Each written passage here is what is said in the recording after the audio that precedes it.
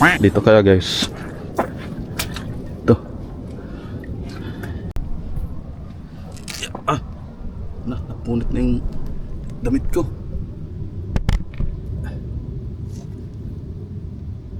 Sana lang walang mga snake dito guys. Yeah.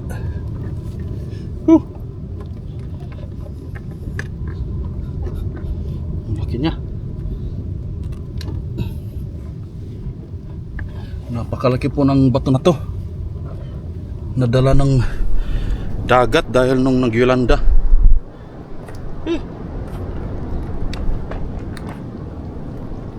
Ayan guys.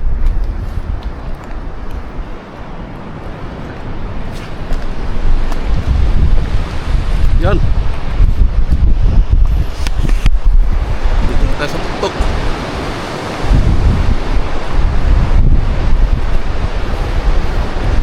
Ito po kalaki yung bato na to. Yan guys, so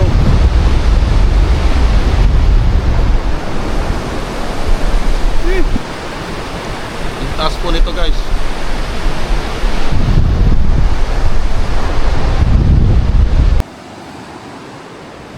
Mga ka-adventure, andito tayo sa tuktok ng malaking bato na to.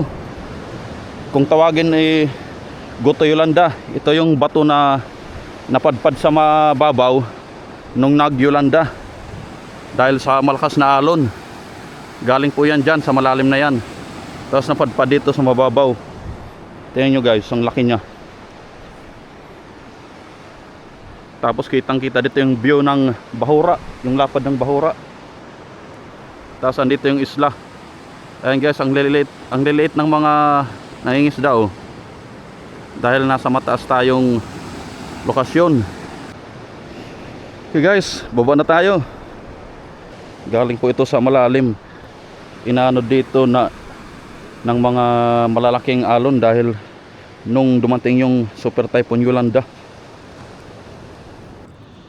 Huwag nyo pong gagayahin guys, kasi para lang po ito sa mga sanay, lalo na yung mga bata. Huwag nyo gagayahin to.